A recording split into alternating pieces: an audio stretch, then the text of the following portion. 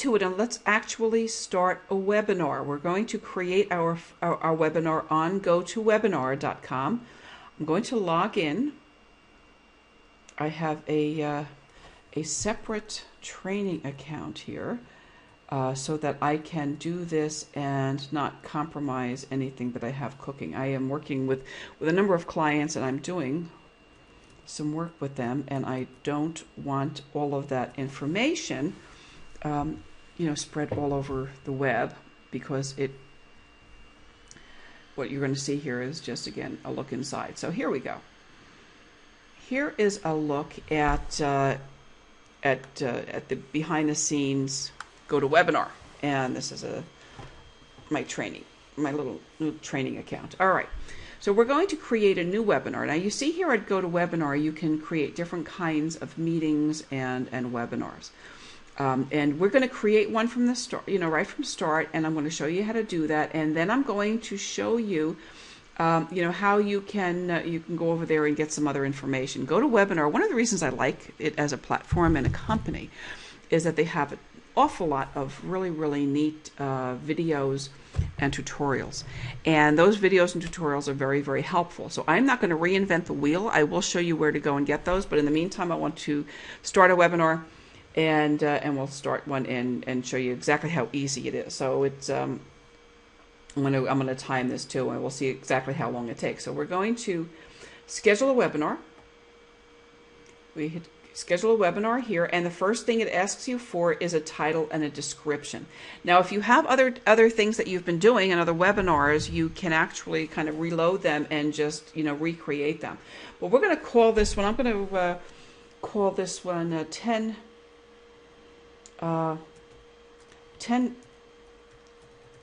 copyright commandments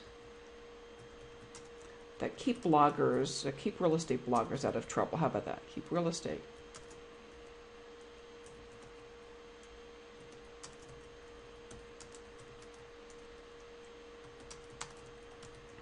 Yeah, blogging and copyright don't really mix very, very well in real estate, and that's one of the trainings I do. I want you to keep a couple of things in mind when you're creating a webinar name. This is something that you want to make SEO friendly. You want it to be catchy. You want it to be hooky. You want it to grab the attention of your audience. So I could have said, copyright things to know. I could say, copyright for real estate bloggers. I could say a lot of things, but I want it to be active. I want it to speak to a result. There has to be a result. The result is that if you follow the rules and you follow copyright policies and procedures in the right way, that you're going to stay out of trouble. Because if you don't, if you do things wrong, if you take other people's intellectual property, if you swipe that, whether you know it or not, you can get in trouble. And so you want to have a very, very hooky headline, and then you want a description, and then we'll just say this is a webinar about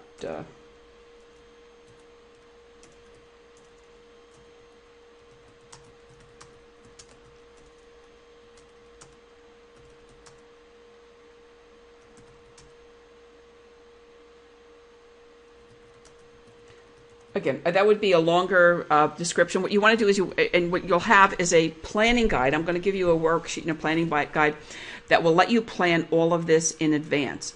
So it will ask you to write a title and a description, a webinar name, a description. You can create that on a worksheet and then just fill that in.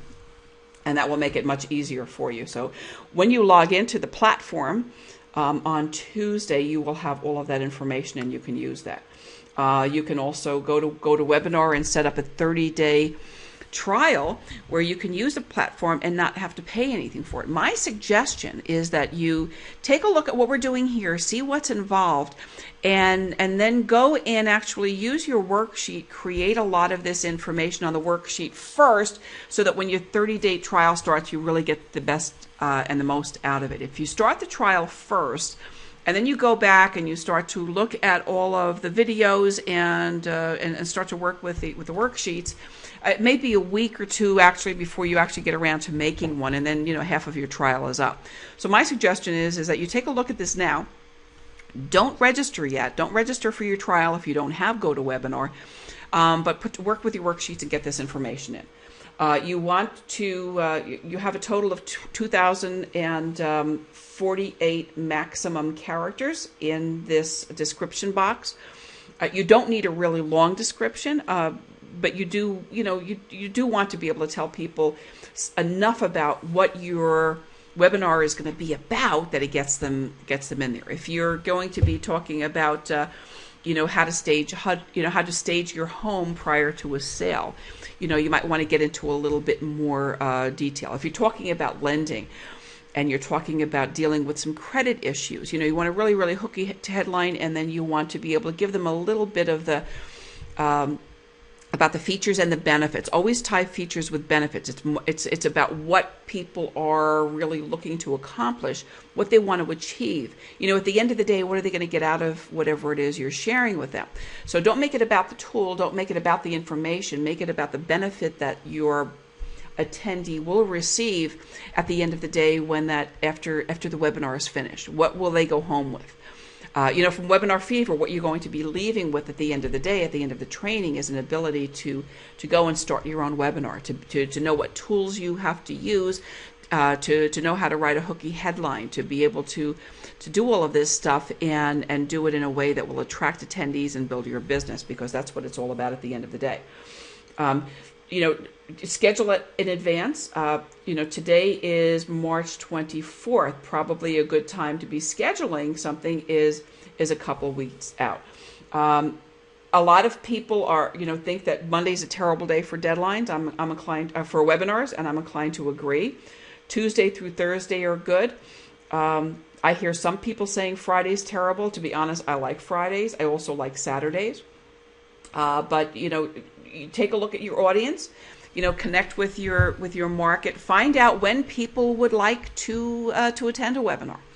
And remember that, a live webinar is very, very good. So we'll just say April 11th. How about that? We'll say this is going to be April 11th from 9 a.m. to 10 a.m. And we're going to schedule this Pacific time.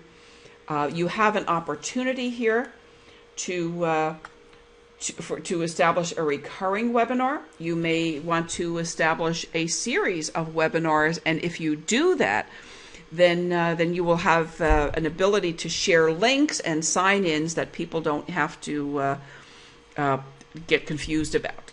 In the old days, it was very, very hard to do this. When I first started doing webinars, when we first started doing No Blogger Left Behind, it was, part of the nightmare about doing webinars in those days was that you couldn't schedule in the early parts of No Blogger Left Behind, you couldn't schedule the recurring webinars. And every single week, people had to get another notice and another link, and sometimes they were people were using the wrong link to sign in, and they were confused and unhappy, and it, the technology just wasn't evolved as it is right now. So if you are scheduling a weekly webinar, let's say, which I'm going to be doing for No Blogger Left Behind very shortly, I'll have a weekly webinar for the people in the class. You'll be able to use the same link every single time. You may want to do that daily, weekly, monthly, whatever, and use that. Again, there's some real good training about that. You have an ability to edit the audio conference options, and again, there are different possibilities. So what I do, and I stay with the default settings here, I let people make their own choice. They can use the VoIP, which is listening at your computer using the microphones and speakers attached to your computer, or a long distance number. So each webinar at GoToWebinar is assigned its own telephone number. Or you can use your own conference call service if you like, and do that as well. So you have all those options. Just so that you know, the most reliable way of listening to a webinar and hearing a webinar is with the telephone. So you can use that. You can disable the VoIP. A lot of people don't have real good connections, or may not have good connections, and certainly a lot of people who don't have good connections don't realize that, and they're very, very quick and happy to to assign blame to the webinar platform, to the webinar presenter. So you have a lot of that type of human dynamic that happens around the technology. You can limit that kind of discussion by just letting them use their number. It's a long distance number. Most people don't have to worry about long distance charges with cell phones anymore, so that's not as big an issue. You can, get a toll-free number from them if you want. Of course, there's some additional charges involved with that. Panelists are a really great idea. Panelists, if you want to work with panelists and people, I've done this and I'll be doing a lot of this moving forward again. You can invite panelists into your webinar by putting their names and addresses here, email addresses, and what will happen when you put a panelist into a program, it will send them an email address. Now, obviously, you're going to want to talk to a panelist before you send them an email address and say, I'm having a webinar on such and such a day on April 11th. Would you like to join my webinar about copyright? Would you like to be part of that as a panelist? And you want to have that discussion with somebody prior to inviting them. Otherwise, they won't know, that you're doing that. So, again, that's part of a planning. That's going to be appearing on a checklist. We have a special checklist for working with panelists and guests. And I think that's a really, really neat thing to be able to do. It makes it a lot more interactive. It makes it a lot more interesting. Up here, there's a link that says, see how to create a webinar in 3 easy steps. And again, this is really, really neat platform for training. Schedule it, brand it, and create a registration. These are the 3 steps, and they have some really, really great training here. My suggestion is that when you do activate your free month of subscription, that you go in there and you do their little technical training and get up to speed on that, because that's very, very helpful. And then create a webinar from scratch that is a practice webinar. Don't just start a webinar and create a real webinar before you've done something that totally from scratch that you have done for practice. At least do one webinar where you have invited a couple of people who are going to be looking at this on a couple of different types of browsers. Get somebody to watch it on a Mac, get somebody to watch it on a PC, and then run a couple of tests and see how that goes. Just so that you're comfortable and you don't get to the webinar at the end of the day and find out that you've got a problem. Branding and theme, you can upload a logo here for yourself. I'm not going to go through all of this because it's very, very simple. You just click on the link, you pick a file from your computer, and you upload it. The logo image can be up to 400 by 200 pixels. You can choose a theme image. There's no image there, but you can upload an image here. It will appear in the right-hand column of the registration page. And then there's a webinar waiting room. You can fill that in. You can change the color of the waiting room. Your logo will appear here. You can have another custom image, and you can have a picture of yourself as a presenter. And then when the webinar is starting, and before you actually start your presentation, it's a page that holds people's attention, in the moments preceding the actual startup of the webinar. So you have a great deal of an ability to customize that. And then you can preview the theme, you can preview the waiting room, you can see what it looks like, and read that. And then, of course, if you see anything that needs to be fixed, you can always go back and you can change it. Because everything that you've done here is editable. The registration, very, very important page here. Okay, and it's important because a lot of the default settings on this page are settings that you probably want to disable. It's an important rule of thumb to know is that less is more relative to registration. The more information you ask people for, the fewer people are going to come and actually register for your webinar. People don't want to give you a lot of information. The most you want to ask for is their name and email address, and sometimes you only want to ask for their email address for a webinar. You may not need a whole bunch of information. Once you have it, you're great. I would say deselect anything that is not absolutely essential. You don't need their phone number. You don't need their industry. You don't need their organization. For GoToWebinar, you do have to have first name, last name, and email address. So be aware of that. There will be additional information moving, in another video about ways you can actually collect these names on your list. Because remember, it's about building a list. It's about building your list and putting people into a sales funnel where you have an opportunity to connect with them, to share information, and to have other channels open to you. Just because somebody registers at GoToWebinar for your registration does not mean that you have permission to market to them. And you really want to be able to have permission to market to people and to be able to send them follow-up emails. Their names don't go on to an autoresponder list just because they register on GoToWebinar. There are a couple of tools that you can use that will make that happen. Those are called webinar bridges. You can use a webinar bridge. There's a webinar bridge for WordPress that works well.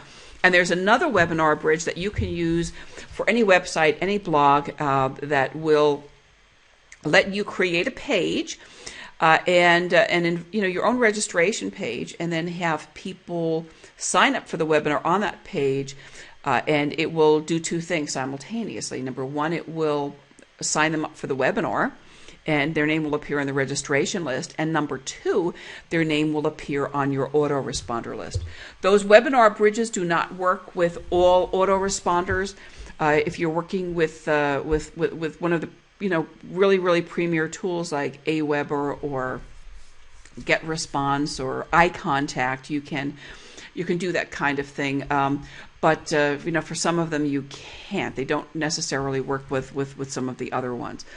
I'm also using an autoresponder called Instant Customer. There will be some additional training about that, and there will be a separate video about webinar bridges, because I think a webinar bridge is very, very important. You hate to be, going into webinar delivery and creating webinars if you're not going to be able to have an easy way to put those people on your list and be able to stay in touch with them on a regular basis. So webinar bridge is very, very important, and definitely check that one out.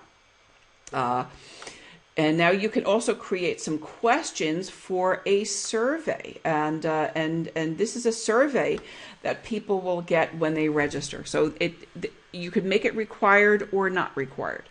I can ask a question here about copyright. Do you use Creative Commons licensing on your blog?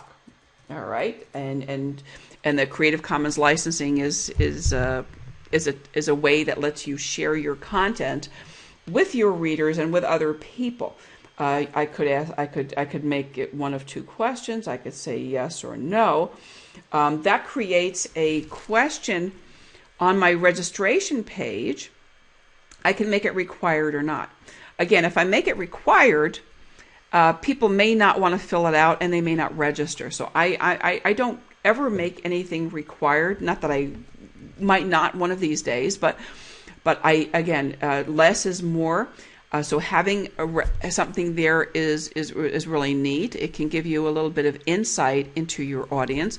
There are times when I'm doing webinars about blogging. There are times when I'm working with newbies and people who are still new to blogging, who don't really know a lot. And there are other times when I have an audience that may have been with me, for years already, that has been through No Blogger Left Behind, that may be, producing multiple blogs, and and the questions and the answers will vary, and my delivery will vary about blogging depending upon the the level of interest and the level of savvy and knowledge about any given topic. And you'll find that as well. So having a little bit of a survey is kind of neat. You can ask, you can create one question, you can create multiple questions, and then those questions will actually appear on the survey. After they register, you can say, okay, they will receive an email with information about joining the webinar. That can be either an automatic or something that is subject to your approval. You can redirect the registrants to your website if you like. Let's take a look. I'll send them here to, how about to No Blogger Left Behind, and then we can preview it. Now, why would you want to approve somebody who's joining your webinar? Well, one of the reasons you may want to approve somebody joining the webinar is if you're doing something to to engage an audience. You may even have some interaction. You may be inviting people to chat with you. You may be doing a lot. You may be working with home buyers or prospective home buyers. You may be working and talking to prospective home sellers. Well, maybe you don't want other realtors from other offices in town to be on the same webinar talking to you, prospects that you're working with. So if there is a likelihood that people are signing up and doing that, that becomes a reason that you may want to get an approval. I think there's another way to handle that, and one of the ways that you can handle that kind of approval is actually you can take a look at your registration list prior to the webinar, and you can remove people from the webinar also. So I mean that's another way of doing that. We can preview our page here. So here's what our page looks like. So I'm only asking for the first name and the last name. We have our title. We have our short description, and here is our question, and people will fill that in. Let's see here. Fran Torsen. Use that, and I can register. When I register, I click okay, this is a preview, so maybe this is not working because it's a preview, so sorry about that. Okay, but it's a good preview. So we close that, and then I can save. What will happen is when I save this whole setup, it will email me the invitation, and here it is right here. So this appears as the most recent webinar in my list. You can go back and you can edit any part of that you like. You can also add it to your Outlook calendar. Again, I really suggest that you go to webinar, to the FAQs, and all of these really neat training videos. They have some very good resources for getting organized. GoToMeeting organizer training, attendee quick start. They have some phenomenal stuff here that you can use. The other thing that will be fun and that I'm looking forward to trying when I'm not doing it live, I'm going to do it very soon, is this new HD Faces. And that is a new program that just came out of beta. Let's see. Yeah, this is a pretty neat platform that will let you actually present yourself to your folks with with your presentation. And again, this just came out of beta. I haven't seen anybody doing it real well yet other than on the tutorial videos, and I was a little reluctant to do that before I had a chance to test it out myself. So that's something I would like to do very soon. So again, take a look at these videos, spend some time, really look at all of them, and then when take one of those videos and then do it. Do what they say. Do the quick start program. Plan a meeting, present in a meeting, and do that. When you do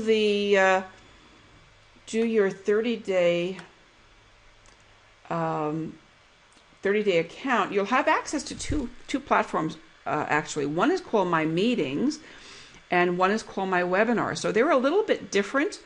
I'm using webinars for trainings. I'll be talking more about meetings again at some point in time in the training here. But for the purposes of our discussion right now, we are talking about webinars.